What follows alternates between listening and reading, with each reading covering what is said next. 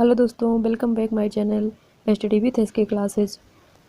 देखिए दोस्तों, हम लोग कर रहे थे यूपी जेल वार्डन परीक्षा के लिए स्टैटिक जीके प्लस हिंदी का most important question answer test series.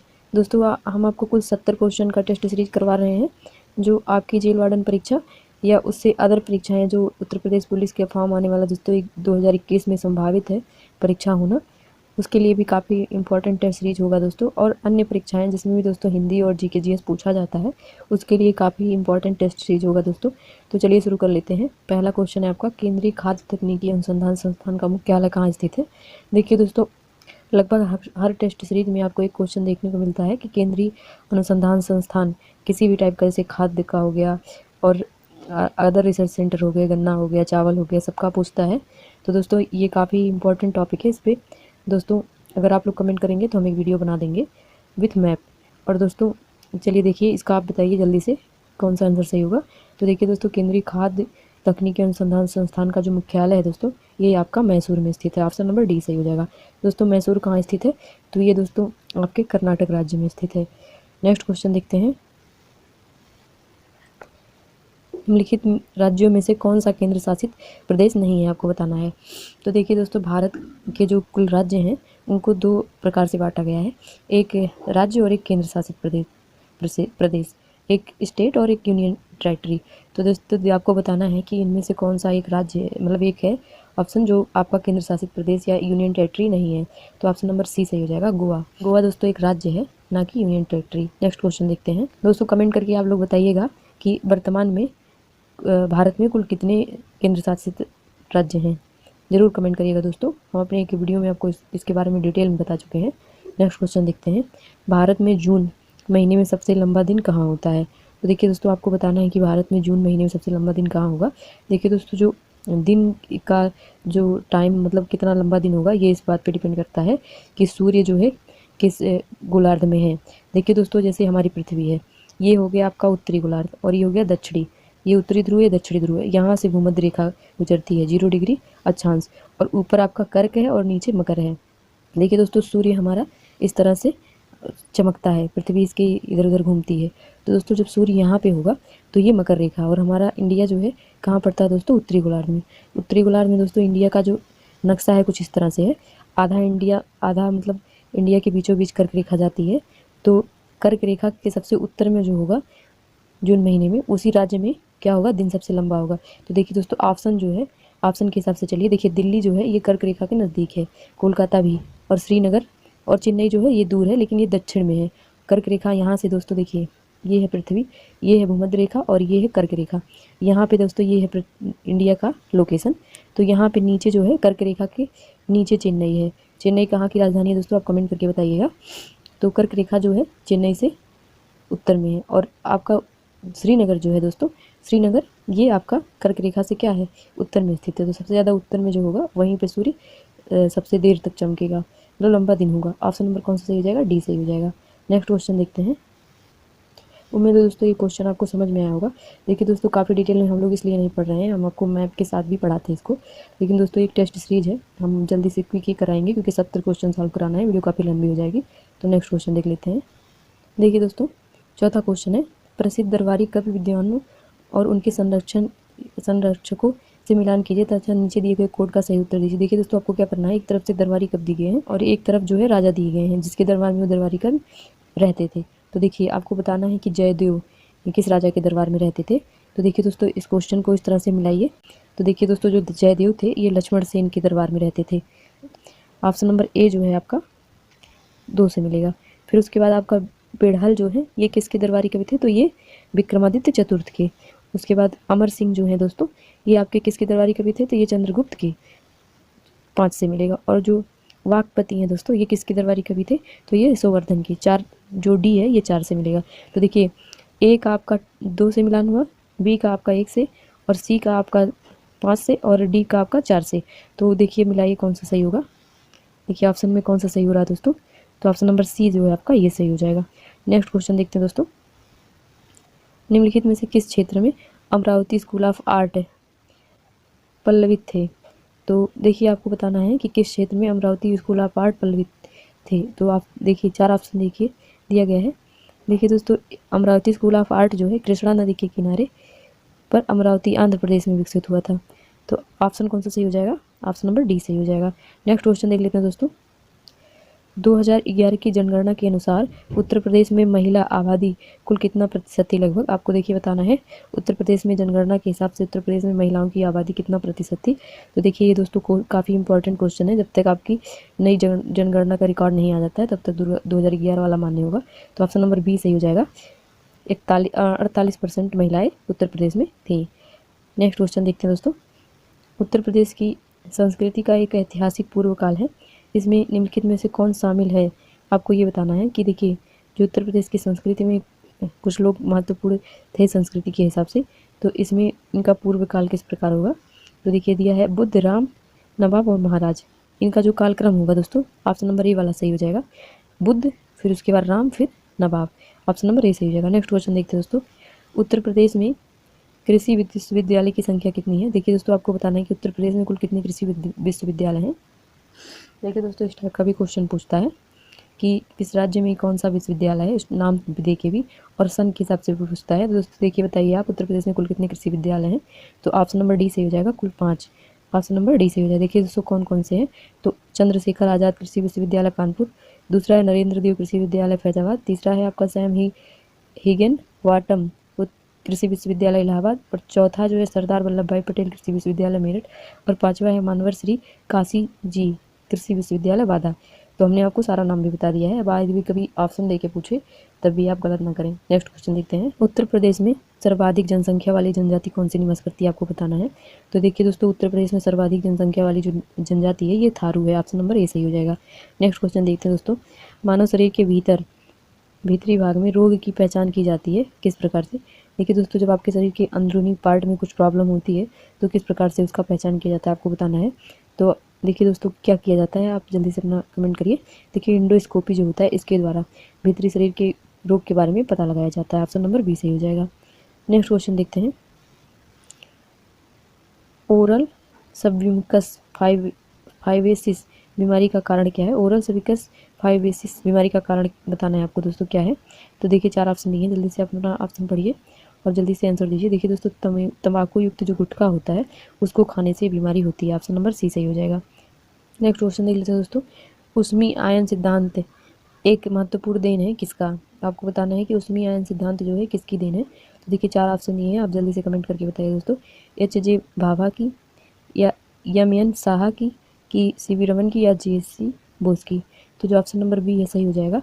उष्मी ion सिद्धांत जो है एम.एन. साहा ने दिया था। ऑप्शन नंबर बी सही हो जाएगा। देखिए दोस्तों एम.एन. साहा जो थे ये काफ़ी महान वैज्ञानिक थे। नेक्स्ट क्वेश्चन देख लेते हैं। निम्नलिखित सिद्धांतों पर रॉकेट कार्य करता है, मतलब आपको बताना है कि किस सिद्धांत पर रॉकेट काम करता है। 4 ऑप्शन दिए हैं, जल्दी से ऑप्शन दोस्तों अपना रीड करिए। देखिए दोस्तों जो रॉकेट है ये संवेग संरक्षण सिद्धांत पर कार्य करता है, जो न्यूटन का तृतीय नियम भी माना जाता है। ऑप्शन नंबर कौन सा सही हो जाएगा? सी सही हो जाएगा। नेक्स्ट क्वेश्चन देखते हैं दोस्तों। संघीय क्षेत्रों को प्रतिनिधित्व प्राप्त है किसका? आपको बताना है कि संघीय क्षेत्रों को किसका प्रतिनिधित्व प्राप्त होता है। देखिए 4 ऑप्शन दिए, जल्दी से अपना कमेंट करके बताइए कौन सा सही होगा। तो संसद के दोनों सदनों का प्रतिनिधित्व प्राप्त होता है संघीय क्षेत्रों को। ऑप्शन नंबर सी सही हो जाएगा। नेक्स्ट क्वेश्चन देख लेते हैं दोस्तों। निम्नलिखित में से कौन सा एक नए राज्यों के निर्माण के लिए संवैधिक उपबंध नहीं है? आपको बताना है कि कौन से नए राज्यों के लिए संवैधिक उपबंध नहीं है। देखिए 4 ऑप्शन दिए, जल्दी से आप ऑप्शन रीड करिए। देखिए पहला दिया है किसी राज्य का क्षेत्र बढ़ाकर, दूसरा दिया है किसी राज्य का क्षेत्र घटाकर, तीसरा दिया है किसी राज्य का नाम परिवर्तित करके, और चौथा दिया है एक राज्य संघ राज्य क्षेत्र शामिल कर सकेगा। तो देखिए दोस्तों जो ऑप्शन नंबर डी है ये गलत लिखा है, ये कोई तरीका नहीं है दोस्तों। और दोस्तों जो नए राज्यों का जो संविधान का निर्माण है, मतलब किसी राज्य का क्षेत्र बढ़ा भी सकते हैं, घटा भी सकते हैं, उसका नाम भी परिवर्तित कर सकते हैं। ये किस अनुच्छेद में लिखा है दोस्तों, ये आपको पता होना चाहिए। तो दोस्तों आप कमेंट करके बताइएगा कि ये सारी बातें किस अनुच्छेद में लिखी हैं। नेक्स्ट क्वेश्चन देखते हैं। कोहली केस भारत के संविधान की किस अनुसूची से संबंधित है? आपको बताना है। I.R. कोहली बनाम तमिलनाडु राज्य से संबंधित एक मामला था जिससे जो है 9वीं सूची संबंधित है। नेक्स्ट क्वेश्चन देखते हैं दोस्तों। निम्नलिखित में से कौन सा एक राज्य के नीति निर्देशक तथ्यों का उद्देश्य नहीं है? तो देखिए 4 ऑप्शन दिए दोस्तों, लेकिन ऑप्शन आपका कट गया है। तो देखिए आपको बताना है कि कौन सा राज्य का एक नीति निर्देशक तथ्यों का उद्देश्य नहीं है। देखिए हम आपको ऑप्शन पढ़ के बताते हैं। पहला दिया था आपको दोस्तों एक कल्याणकारी राज्य की स्थापना करना, तो ये तो दोस्तों सही है। दूसरा दिया सामाजिक आर्थिक कल्याण सुनिश्चित करना। तीसरा दिया अंतर्राष्ट्रीय शांति और एवं सुरक्षा अभिवृद्धि करना। और चौथा दिया है एक धार्मिक राज्य की स्थापना करना। तो जो ऑप्शन नंबर डी है ये सही हो जाएगा दोस्तों। एक धार्मिक राज्य की स्थापना करने के बारे में संविधान के नीति निर्देशक सिद्धांत में कोई बात नहीं लिखी है, तो ऑप्शन नंबर डी सही हो जाएगा। नेक्स्ट क्वेश्चन देख लेते हैं दोस्तों। राष्ट्रपति की मृत्यु होने या इस्तीफा देने पर राष्ट्रपति कार्यकाल के कार्यभार का पालन उपराष्ट्रपति कब तक करेंगे? तो देखिए बताइए, अगर राष्ट्रपति की मृत्यु हो जाए या राष्ट्रपति किसी कारणों से अपना इस्तीफा दे दे तो जो उपराष्ट्रपति हैं उनकी जगह पे राष्ट्रपति का पदभार संभालते हैं। तो ये कब तक संभालेंगे, कब तक के लिए इनके कार्यकाल को रखा जाएगा, इसके बारे में संविधान में क्या लिखा है दोस्तों? तो लिखा है दोस्तों ऑप्शन नंबर आपका कौन सा चाहिए? सी, अधिकतम 6 महीने की अवधि तक। मतलब उपराष्ट्रपति राष्ट्रपति की जगह पे अधिकतम 6 महीने तक उनका काम कर सकते हैं। उसके बाद जो है दोस्तों राष्ट्रपति का चुनाव कर लेना होगा। नेक्स्ट क्वेश्चन देखिए, भारतीय संविधान के निम्नलिखित में से किस अनुच्छेद में यह व्यवस्था की गई है कि सभी अल्पसंख्यकों को अपनी रुचि की शिक्षण संस्थाओं की स्थापना व प्रशासन का अधिकार होगा? तो बताइए किस अनुच्छेद में लिखा है कि सभी अल्पसंख्यक जो है अपनी रुचि के शिक्षण संस्थानों की स्थापना कर सकते हैं और प्रशासन का अधिकार भी उनका होगा? तो देखिए जो 20 नंबर क्वेश्चन है इसका कौन सा ऑप्शन सही हो जाए जल्दी से बताइए। तो ऑप्शन नंबर 30 सही हो जाएगा। देखिए दोस्तों अनुच्छेद 30 के अनुसार जो है धर्म या भाषा पर आधारित सभी अल्पसंख्यकों को अपनी रुचि के अनुसार शिक्षा संस्थानों की स्थापना करने का अधिकार मिला हुआ है। ये कौन सा अधिकार है दोस्तों? तो ये मौलिक अधिकार है। नेक्स्ट क्वेश्चन देखते हैं, निम्नलिखित में से कौन अंतर्राष्ट्रीय समुद्री संगठन का मुख्यालय है? आपको बताना है निम्नलिखित में से कहाँ अंतर्राष्ट्रीय समुद्री संगठन का मुख्यालय स्थित है? आपको ये क्वेश्चन का आंसर बताना है। तो देखिए अंतर्राष्ट्रीय समुद्री संगठन का मुख्यालय जो दोस्तों ये आपका हो जाएगा लंदन में स्थित है। ऑप्शन नंबर कौन सा सही हो जाएगा? लंदन में स्थित है। नेक्स्ट क्वेश्चन देखते हैं दोस्तों, यदि ग्रह की कक्षा दीर्घवृत्त है तो वहाँ पे बिंदु जिस पर सूर्य होता है वो क्या कहलाता है? देखिए दोस्तों ये ग्रह है, उसकी कक्षा दीर्घवृत्ताकार में है और बिंदु, तो वह बिंदु जिस पर सूर्य है वो क्या कहलाता है? देखिए दोस्तों दीर्घवृत्ताकार इस तरह से बनेगा। देखिए दोस्तों इसमें इस तरह से 2 पॉइंट होंगे, तो इन्हीं को बताना है कि वो क्या कहलाएगा। देखिए सूर्य यहाँ पे है तो एक बार ग्रह की स्थिति यहाँ होगी और सूर्य जब इधर आएगा तो एक बार, मतलब सूर्य नहीं आएगा दोस्तों ग्रह आएगा, ऐसे चक्कर लगाएगा। तो इसमें से बताना है आपको कि क्या कहलाएगा उस बिंदु को जहाँ पे जिस बिंदु पर सूर्य होता है। तो देखिए दोस्तों जब सूर्य यहाँ होगा तो पिंड यहाँ पे चक्कर काट रहा होगा और जब सूर्य यहाँ होगा तो पिंड यहाँ पे चक्कर काट रहा होगा। तो इस पॉइंट को क्या कहेंगे? तो दोस्तों इसको कहते हैं फोकस। ऑप्शन नंबर कौन सा सही हो जाएगा? डी सही हो जाएगा। नेक्स्ट क्वेश्चन देखते हैं दोस्तों, भारत की निम्न झीलों में से कौन सा झील आसाम में अवस्थित है? आपको बताना है। तो देखिए दोस्तों 4 झीलों का नाम दिया है, आपको बताना है कि कौन सी झील इसमें से आसाम में स्थित है। तो देखिए 4 ऑप्शन दिए हैं, जल्दी से अपना आंसर ऑप्शन रीड करिए और आंसर कमेंट करके बताइए। तो ऑप्शन नंबर डी सही हो जाएगा। जो चपनाला झील है दोस्तों ये आपका असम राज्य में स्थित है। ऑप्शन नंबर डी सही हो जाएगा। देख लेते दोस्तों, मुख्य आयरन और स्टील उद्योग किस पठार पर स्थित है? आपको बताना है। तो देखिए दोस्तों मुख्य आयरन और स्टील उद्योग जो है छोटा नागपुर पठार पर स्थित है। ऑप्शन नंबर डी सही हो जाएगा। नेक्स्ट क्वेश्चन देख लेते हो। तो देखिए दोस्तों जो छोटा नागपुर की पठार की स्थिति है वो कहाँ स्थित है इंडिया के मैप पे, तो आपको जानना बहुत जरूरी है दोस्तों। अगर आपको छोटा नागपुर पठार के बारे में महत्वपूर्ण जानकारी लेनी है विथ मैप की कहाँ स्थित है किन किन राज्यों में, तो आप हमारे डिस्क्रिप्शन में लिंक दिया रहेगा वीडियो का, उसको जरूर देख लीजिएगा। नेक्स्ट क्वेश्चन देखते हैं, कोल बांध परियोजना का निर्माण भारत में निम्नलिखित में से किस नदी पर हुआ है? तो देखिए दोस्तों जो कोल बांध योजना है इसका निर्माण किस नदी पे हुआ बताना है। तो ये सतलज नदी पे इसका निर्माण हुआ। ऑप्शन नंबर बी सही हो जाएगा। नेक्स्ट क्वेश्चन देखते हैं दोस्तों, निम्नलिखित में से कौन सा एक सही सुलेमित नहीं आपको बताना है। देखिए कोलकाता का हुगली क्षेत्र टीटागढ़ दिया है और नागपुर क्षेत्र का जो दिया है शिवकाशी, मुंबई पुणे का क्षेत्र दिया है अमरनाथ और अहमदाबाद बड़ौदा क्षेत्र दिया है भरूच। तो इसमें से कौन सा सुलेमित नहीं आपको बताना है। तो ऑप्शन नंबर बी सही हो जाएगा, छोटा नागपुर क्षेत्र शिवकाशी। नेक्स्ट क्वेश्चन देखते हैं दोस्तों, असम में काम कर रही तेल परिष्करण शालाओं की संख्या कितनी है आपको बताना है। मतलब कितनी तेल रिफाइनरी काम कर रही है असम में, आपको ये बताना है। तो देखिए 4 ऑप्शन है, जल्दी से आंसर बताइए। तो ऑप्शन नंबर डी सही हो जाएगा 4। कौन कौन सी दोस्तों? डिगबोई, बोगोई गाँव और गुवाहाटी और कौन सा? प्रमालीगढ़। नेक्स्ट क्वेश्चन देखते हैं दोस्तों, सीमेंट उद्योग में निम्नलिखित में से किसका प्रयोग बड़ी मात्रा में किया जाता है। तो देखिए दोस्तों जो सीमेंट उद्योग है इसमें जो है आपका चूना पत्थर का उपयोग बड़ी मात्रा में किया जाता है। ऑप्शन नंबर बी सही हो जाएगा। नेक्स्ट क्वेश्चन देखते हैं दोस्तों, रविंद्रनाथ टैगोर को नोबेल पुरस्कार दिया गया था किस वर्ष, आपको बताना है। तो देखिए दोस्तों रविन्द्रनाथ टैगोर को जो नोबेल पुरस्कार दिया गया था दोस्तों, ये साहित्य के क्षेत्र में दिया गया था और किस सन में दिया गया था आपको ये बताना है। तो ऑप्शन नंबर आपका कौन सा सही हो जाएगा, ए से हो जाएगा, 1913 में। साहित्य के क्षेत्र में दोस्तों इनको किस उपलब्धि के लिए दिया गया था, तो देखिए दोस्तों इनकी एक पुस्तक है गीतांजलि, उसके लिए दिया गया था। नेक्स्ट क्वेश्चन देखते हैं, बापू माई मदर शीर्षक संस्करण किसने लिखा था। तो देखिए दोस्तों एक बुक का नाम है बापू माई मदर शीर्षक, इसका जो लेखक है दोस्तों ये मनुवेन है। ऑप्शन नंबर डी से हो जाएगा। नेक्स्ट क्वेश्चन देखते हैं, अमृतसर के भारतीय राष्ट्रीय कांग्रेस अधिवेशन 1919 के प्रस्ताव के अनुसार महात्मा गांधी द्वारा कांग्रेस का नया अधिवेशन लिखने हेतु निम्नलिखित में से किन्हें उनके सहयोग हेतु चुना गया है। तो देखिए 4 ऑप्शन दिए, अमृतसर के भारतीय राष्ट्रीय कांग्रेस अधिवेशन 1919 के प्रस्ताव के अनुसार महात्मा गांधी द्वारा कांग्रेस का नया संविधान लिखने हेतु निम्नलिखित में से किसके लिए सहयोग के लिए चुना गया। तो देखिए दोस्तों जो 32 नंबर क्वेश्चन है इसका ऑप्शन नंबर 8 सही हो जाएगा, ऑप्शन नंबर ए सही हो जाएगा। 2 और 4 सही कोट होगा, इसमें से 2 कौन सा है, तो NC केलकर और IB सेन, ये जो दोस्तों आपके प्रारूप समिति के अध्यक्ष थे।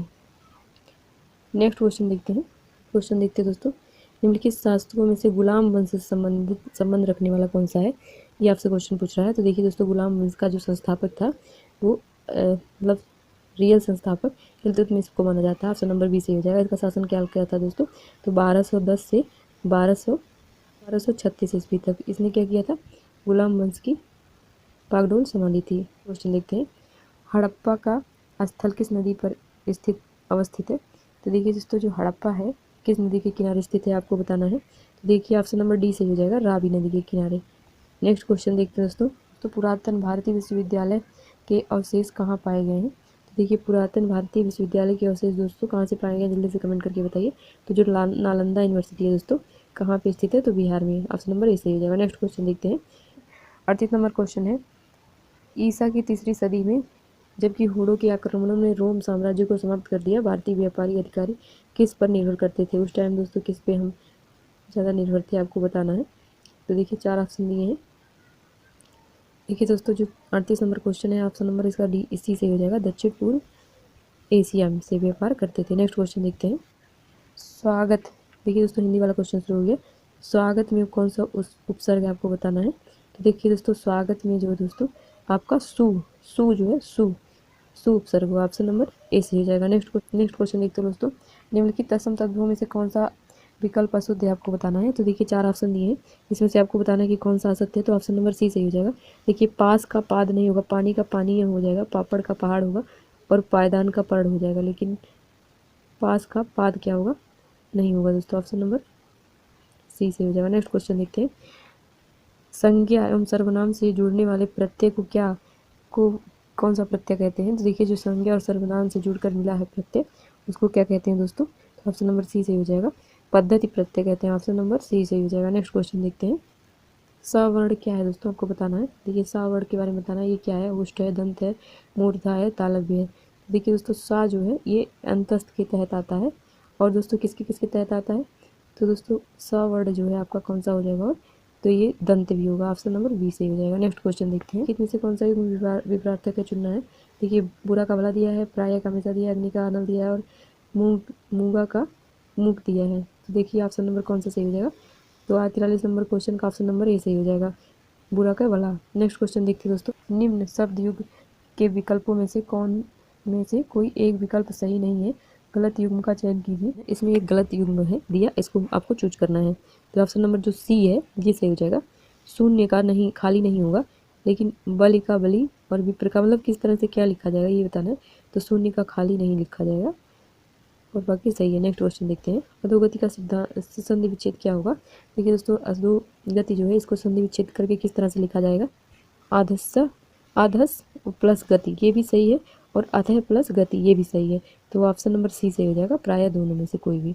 नेक्स्ट क्वेश्चन देखते हैं दोस्तों, चूहा बिल्ली में कौन सा समास है आपको बताना है। तो देखिए 4 ऑप्शन दिए, जल्दी से अपना आंसर बताइए दोस्तों। देखिए दोस्तों चूहा बिल्ली में जो है द्वंद्व समास है, ऑप्शन नंबर ए सही हो जाएगा। नेक्स्ट क्वेश्चन देखते हैं दोस्तों, उभय अलंकार क्या है, कौन सा है। देखिए शब्दाधन, अर्थालंकार, सभ्याधन, उभय अलंकार कौन सा, इस प्रकार से बताना है। तो ऑप्शन नंबर ए सही हो जाएगा, उभय है। तो ऑप्शन नंबर ए सही होगा। उभय अलंकार है शब्दालंकार और अर्थालंकार दोनों। नेक्स्ट क्वेश्चन देखते हैं, श्लेष अलंकार का उदाहरण है। देखिए दोस्तों इसमें से कौन सा श्लेष अलंकार का उदाहरण बताना है आपको। देखिए दोस्तों जो ऑप्शन हमको पढ़ के बताते हैं। देखिए पहला दिया है प्रियतम बतला दो लाल मेरा कहाँ है। दूसरा दिया है चाहन हार सुवर्ण के कविजन और सुनार। और तीसरा दिया है मधुबन की छाती देखो सूखी इनकी लड़ियाँ। और चौथा दिया उपरोक्त में सभी में। तो किसमें श्लेष है आपको ये बताना है। तो देखिए दोस्तों ऑप्शन नंबर कौन सा सही हो जाएगा 48 नंबर क्वेश्चन का, जल्दी से कमेंट करिए। तो ऑप्शन नंबर बी सही हो जाएगा, चाहन हार सुवर्ण के कविजन और सुनार। देखिए दोस्तों इसमें जो एक ही ये लिखा है चाहन हार सुनार सुवर्ण के, सुवर्ण मतलब दो प्रकार का अर्थ छिपा हुआ है। कवि के लिए दोस्तों सुवर्ण मतलब सही वर्ण, और जो सुनार है इसके लिए सोना। तो ऑप्शन नंबर बी सही हो जाएगा। नेक्स्ट क्वेश्चन देखते हैं दोस्तों, दम्भ का पर्यायवाची क्या है आपको बताना है। तो देखिए 4 ऑप्शन दिए, जल्दी से आंसर बताइए। तो दम्भ का दोस्तों जो हो जाएगा दर्प हो जाएगा, ऑप्शन नंबर बी सही हो जाएगा। नेक्स्ट क्वेश्चन देखते हैं दोस्तों, छाती पीटना मुहावरे का सही अर्थ क्या होगा। तो देखिए 4 ऑप्शन दिए हैं, ऑप्शन नंबर सी सही हो जाएगा। छाती पीटने मुहावरे का सही अर्थ होगा ऑप्शन नंबर सी ना, शोक प्रकट करना। क्वेश्चन देखते हैं, विद्रोह करना निम्नलिखित में से किस मुहावरे का अर्थ है आपको बताना है। देखिए दोस्तों विद्रोह करने का अर्थ सही क्या होगा। तो ऑप्शन नंबर बी सही हो जाएगा, गर्दन उठाना। नेक्स्ट क्वेश्चन देखते हैं दोस्तों, खोदी पहाड़ निकली चुहिया लोकोक्ति का सही अर्थ क्या आपको बताना है। देखिए 4 ऑप्शन दिए, जल्दी से आप लोग कमेंट करिए, रीड करिए और दोस्तों बताइए कमेंट करिए कि ऑप्शन नंबर कौन सा सही होगा। तो ऑप्शन नंबर आपका बी सही हो जाएगा, परिश्रम अत्यधिक और प्राप्ति बहुत कम। नेक्स्ट क्वेश्चन देखते हैं दोस्तों। देखिए दोस्तों इसी प्रकार से आपकी परीक्षाओं में भी हो रहा है, इतना ढेर सारा परिश्रम करते हैं दोस्तों लेकिन प्राप्ति कम होती है। कारण क्या है। देखिए दोस्तों जो वैकेंसी निकलती भी है वो सालों तक लटकी रहती है, फिर एग्जाम होता है, उसके बाद फिर दोस्तों सालों तक लटकी रहती है, फिर दोस्तों पेंडिंग में आती है। कारण क्या होता है, कहीं नकल हो जाता है। इस टाइप से दोस्तों ये जो है सर ठीक बैठेगा। नेक्स्ट क्वेश्चन देखिए, आम के आम गुठलियों के दाम लोकोक्ति का सही अर्थ क्या है आपको बताना है। तो देखिए दोस्तों दोहरा लाभ उठाना जो है ये आम के आम गुठलियों के दाम, ऑप्शन नंबर सी सही हो जाएगा। नेक्स्ट क्वेश्चन देखते हैं, किस समूह के सभी शब्द पर्यायवाची नहीं है आपको बताना है। तो देखिए 4 ऑप्शन दिए हैं, पहला दिया है सूक्ष्म महीना बारी झींगा। तो देखिए दोस्तों हम आपको सही से आंसर बताते हैं इसका। ऑप्शन नंबर जो है 54 नंबर क्वेश्चन का कौन सा हो जाएगा। तो ऑप्शन नंबर बी सही हो जाएगा, सुंठू अच्छा साफ और भला, ये सही पर्यायवाची है, साफ भला अच्छा और सुंठू। नेक्स्ट क्वेश्चन देखते हैं दोस्तों, उन्माद का संधि विच्छेद क्या होगा आपको बताना है। तो जो 55 नंबर क्वेश्चन है इसका कौन सा सही हो जाएगा, ऑप्शन नंबर बी सही हो जाएगा, उत्तधन माद। कौन किस प्रकार का संधि विच्छेद है दोस्तों, तो ये व्यंजन संधि है। नेक्स्ट क्वेश्चन देखते हैं दोस्तों, किस समास में कोई चिन्ह लोप नहीं होता। देखिए दोस्तों जो किस समास में कोई चिन्ह लोप नहीं होता, तो ऑप्शन नंबर बी सही हो जाएगा, कर्मधारय समास में, option number B. Next question देखते हैं दोस्तों, किस रस को रसराज कहा जाता है आपको बताना है। तो देखिए दोस्तों जो श्रृंगार रस है इसको रसराज कहा जाता है, ऑप्शन नंबर सी सही हो जाएगा। नेक्स्ट क्वेश्चन देखते हैं दोस्तों, संपन्न व्यक्ति की व्यथा नहीं जान सकता। देखिए संपन्न व्यक्ति, उसके बाद डॉट डॉट किया है, उसके बाद आपको बताना है इसमें से कौन क्या भरना है। तो ऑप्शन नंबर आपका बी सही हो जाएगा, संपन्न व्यक्ति का विपन्न की व्यथा नहीं जान सकता। तो ऑप्शन नंबर बी सही हो जाएगा। 58 नंबर क्वेश्चन का ऑप्शन नंबर बी सही होगा। नेक्स्ट क्वेश्चन देखते हैं, निम्न प्रश्नों के शब्द युग्म का सही अर्थ भेद का चयन कीजिए। देखिए मेद दिया है और मेधा दिया है।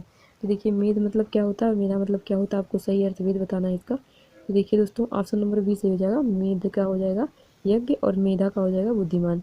जैसे कहते हैं मेधावी बालक, मेधावी छात्र छात्रा। नेक्स्ट क्वेश्चन देखते हैं, कौन सा शब्द पदार्थवाचक संज्ञा है। देखिए पदार्थवाचक कौन सा आपको बताना है। देखिए 4 ऑप्शन दिए हैं, जल्दी से आंसर बताइए आप। नंबर ए है सही हो जाएगा, सोना। सोना दोस्तों पदार्थवाचक संज्ञा है। बाकी दोस्तों प्रशंसा जो है ये भाववाचक होगा और विश्वास जो भाववाचक होगा। नेक्स्ट क्वेश्चन देखते हैं, संचारी भाव के कितने भेद होते हैं आपको बताना है। तो देखिए दोस्तों ऑप्शन नंबर सी सही हो जाएगा, संचारी भाव के कुल 33 भेद होते हैं। नेक्स्ट क्वेश्चन देखते हैं, निर उपसर्ग का अर्थ क्या है आपको बताना है। तो जो निर उपसर्ग है दोस्तों इसका निषेध होगा, ऑप्शन नंबर बी सही हो जाएगा। नेक्स्ट क्वेश्चन देखते हैं दोस्तों, तत्सम शब्द का चयन कीजिए जो इसमें 4 ऑप्शन दिए, इसमें से बताना कौन सा तत्सम है। तो ऑप्शन नंबर ए सही हो जाएगा, चवर्णक जो है तत्सम है। बाकी चूना, चौक और चपाया ये सब है तद्भव। नेक्स्ट क्वेश्चन देखते हैं दोस्तों। जो नेक्स्ट क्वेश्चन दिया है आपका, ध्रुमंतु में कौन सा प्रत्यय है। तो अंतु हो जाएगा दोस्तों। ऑप्शन नंबर कौन सा सही होगा, तो ये सही हो जाएगा अंतु। नेक्स्ट क्वेश्चन देखते हैं दोस्तों। आज्ञा वर्ण किन दो वर्णों के सहयोग से बनता है, 65 नंबर क्वेश्चन। तो ऑप्शन नंबर बी सही हो जाएगा, ज और त्र। जय और त्र से मिलकर क्या बनता है दोस्तों, आज्ञा। इस प्रकार से कुल कितने संयुक्त व्यंजन होते हैं, संयुक्त व्यंजन होते हैं, आपको बताना है। नेक्स्ट क्वेश्चन देखते हैं दोस्तों कमेंट करके। नेक्स्ट क्वेश्चन देखते हैं दोस्तों। निम्नलिखित में से किसकी एक की वर्तनी शुद्ध है, चयन कीजिए। देखिए दोस्तों, जो है समति लिखा है, ये सभी प्रकार से समति लिखा है, कौन सी वर्तनी शुद्ध है आपको ये बताना है। तो ऑप्शन नंबर सी जो है सही हो जाएगा, ऐसे लिखा जाता है समिति। नेक्स्ट क्वेश्चन देखते हैं दोस्तों। निम्न विकल्पों में से शुद्ध वाक्य का चयन कीजिए। देखिए दोस्तों, 4 ऑप्शन दिए हैं, इसमें से चारों ऑप्शन में एक एक वाक्य दिया है, इसमें बताना कौन सा शुद्ध है। तो देखिए दोस्तों, जो इसका ऑप्शन जल्दी से कमेंट करिए। ऑप्शन नंबर सी से हो जाएगा, मुझ पर कृपा करो।